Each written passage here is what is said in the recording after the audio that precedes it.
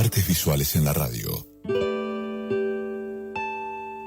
En Happening, una columna para ver con los oídos. Hola Guillermo, ¿cómo te va? ¿Qué tal, Patricia? ¿Cómo estás? Bien, muy bien. ¿Vos? Bien. Bueno, ¿de qué vamos a hablar hoy? No lo sé. Vamos a hablar de un artista de Rosario al cual muchas veces nos hemos referido, pero hoy vamos a hacerlo puntualmente, que es Leónidas Gambartes. Opa. Un artista muy reconocido, muy celebrado, pero que creo que es poco conocido en su real dimensión.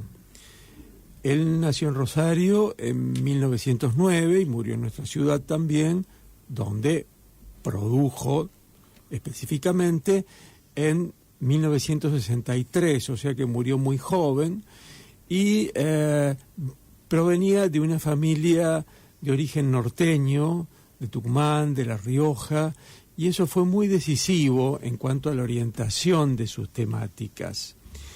Muy tempranamente se fue desarrollando como artista en la autodidaxia, aunque frecuentó el círculo de discípulos de Fernando Gasparica en unas academias más conocidas en su momento, y luego integró la agrupación de artistas plásticos Refugio, y dentro de ella fue uno de los jóvenes que produjo una escisión para reunirse en torno a Antonio Berni en 1934 y conformar la Mutualidad Popular de Estudiantes y Artistas Plásticos. Allí fue uno de los jóvenes avesados, más, digamos, experimentados, que acompañó al joven maestro en el entrenamiento artístico de todos aquellos que frecuentaban esa academia taller que fue célebre en la ciudad. Yo siempre te pregunto a vos dónde estaban ubicadas, porque me encantaría que la ciudad pusiera placas en aquellos edificios donde vivieron los grandes creadores. La ¿no? Mutualidad tuvo dos sedes, una en Maipú al 700 y otra en la calle Rioja y Mitre, donde actualmente hay un banco, ese edificio Ajá. brutalista que hizo Agostini, Peralta Ramos y Sánchez Elías, que fue el Banco de Londres inicialmente. Claro. Ahí en los altos de una vieja casona funcionó la escuela taller de la Mutualidad. Claro, ahora muchas de esas casonas no están más. no están más. Claro. No, esa fue demolida y se construyó, bueno, ese edificio que es emblemático. Sí, pues, sí, sí. Esa es una demolición justificada porque ahí hay un edificio con firma y con estilo. Estás hablando de Rioja y Rioja y Mitre, que es el antiguo banco, ya digo antiguo Banco de Londres, actualmente no sé qué banco es o qué uno institución internacional, es, ¿no? Es un edificio brutalista que hizo el estudio de Peralta Ramos con Sánchez Elías. Bueno, decía, en la Mutualidad había una práctica muy frecuente que era recorrer la ciudad para tomar fotografías y con esas fotografías que tenían que ver con los temas más urticantes, más tangibles, más urgentes, producir obra. Entonces esto a Gambartes lo familiariza más fuertemente con las periferias urbanas, aquellas periferias donde vivía la gente de mayor arraigo y que a su vez se engrosaban con migrantes del interior. De manera que allí él toma contacto con aquello que luego llamó la memoria oscura de la tierra, es decir, con los mitos, leyendas, historias, con las prácticas que tenían que ver con las creencias de esas personas. Y eso va a aflorar muy tempranamente en aquella gran serie que él llamó Los cartones de humorismo, que tenían que ver con temas como la vida cotidiana, la guerra, la crítica del mercado y el dinero y la superstición. Esos son los 4 grandes temas de Los cartones de humorismo, que es una serie, digamos, hecha con un virtuosismo pocas veces visto, porque son témperas sobre cartón, maravillosas, con un carácter entre surreal, fantástico, mágico, realista. Y luego, durante todos los años 40, él desarrolla una larguísima serie de paisajes del suburbio. El paisaje del suburbio va a ser constante en Gambartes. ¿no? La mirada sobre esa zona fronteriza entre la ciudad y el campo, ¿no? Esa franja que, digamos, donde las casas se van esparciendo y aparece el campo huraño, no el campo labrado, el campo lleno de yuyales, digamos, agreste, y donde vive esta gente que encierra todas esas creencias y esas prácticas que a él le interesan. Ahora, durante los años 40, él va a producir una serie de imágenes fantásticas que tienen mucho que ver con la pintura pompeyana. Porque en 1947, Roger Pla, camarada de la Mutualidad, compañero de la Mutualidad,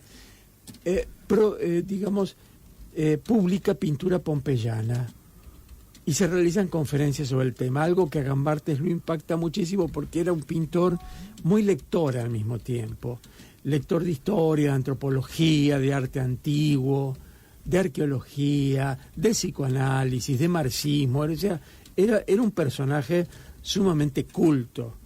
Y entonces va a producir ya en los primeros años 50 una serie de figuras en el paisaje, que son mujeres anónimas, vestidas con unos batones largos, son como unos ropones. Ajá. Que se acercan mucho a las túnicas, digamos, del antiguo Mediterráneo, ¿no? De la pintura pompeyana.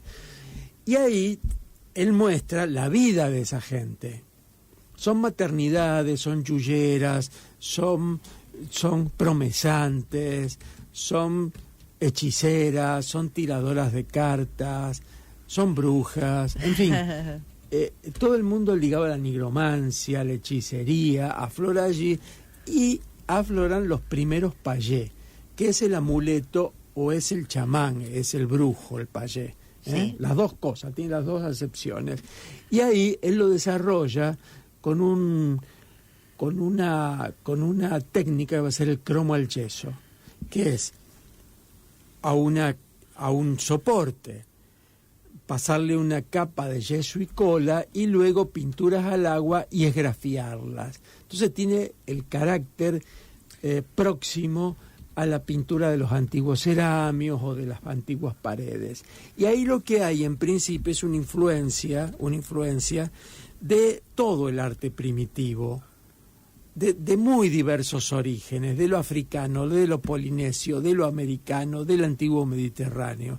Y después de este primitivismo muy genérico, donde tiene mucho que ver el arte de, digamos, los indígenas de la zona del Pacífico de América del Norte, que son los que toma Franz Boas para su libro Arte Primitivo, son los Coaquiutl Haida, los constructores de tótenes, sí, de esos grandes postes. Bueno, eso incide mucho en Gambarte. Y después hay una mirada ya muy específica sobre el arte de la antigua América, que va a ser lo definitivo en Gambartes, porque ahí aparecen entonces no solamente estos payés, sino que él llama personajes, que no se sabe muy bien si son deidades o si son oficiantes, aparecen las mitoformas, aparecen los animales míticos o los dioses olvidados, es decir, hay todo un elenco de temas que va a ser lo más conocido de Gambartes y lo que produjo un impacto en la crítica. ¿Por qué produce impacto en la crítica? Porque en los años 50, que es un momento de gran expansión del arte moderno, es también un momento de expansión del arte abstracto.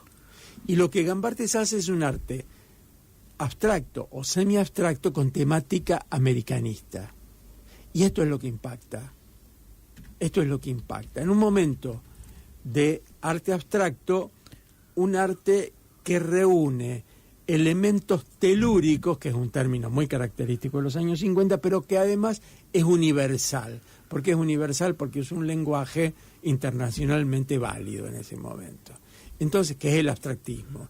Entonces, eso es lo que impacta a la crítica y lo que la crítica celebra, una suerte de arte avanzado con reminiscencias del interior. Bien. Y con resonancias americanas. Eso es lo que hace de Gambartes un autor paradigmático en ese momento, muy celebrado por la crítica, muy celebrado también por los intelectuales, ¿no? Gambartes muere joven, no sabemos cómo hubiese devenido su pintura, no podemos hacer predicciones al futuro, pero bueno, siempre queda esa incógnita. Hubiera seguido la línea del pintor americanista, se hubiese establecido allí, hubiese cambiado, hubiese adoptado otras dimensiones estéticas. Bueno, no lo sabremos nunca, claro, no lo pero vamos a saber. es un pintor que a quien se inicia en el mundo del arte es muy difícil que no le impacte, que no le interese, ¿no? Por lo menos a quien se inicia con un gusto modernista, diríamos. Hoy yo creo que celebramos más que aquello que atendió la crítica de los años 50, aquellas obras previas que la crítica estética modernista no supo ver, que es todo lo anterior a los años 50. Hoy lo revalorizamos enormemente y vemos la talla de Gambartes también allí, y diría con una altura muy elevada, porque las acuarelas de Gambarte tienen un virtuosismo, o las témperas de Gambartes, o los dibujos a pluma. Ajá. Dibujó a pluma maravillosamente, porque además era un dibujante que trabajaba en el Ministerio de Obras Públicas. Ese fue su trabajo de toda la vida. Decile a la gente dónde puede ver obra de Gambartes. Señores, en físico. En físico, bueno. Castañino. Si el Castañino está exponiendo, no lo van a ir a buscar a la reserva.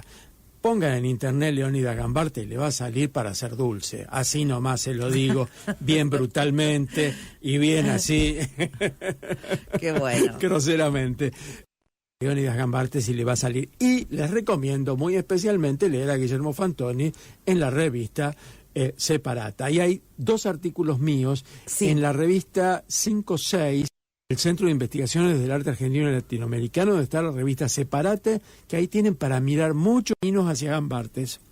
A mí me encanta guiar a la gente, chica, grande, de cualquier edad, chicos, viejos como yo, qué sé yo. Lindo el mensaje.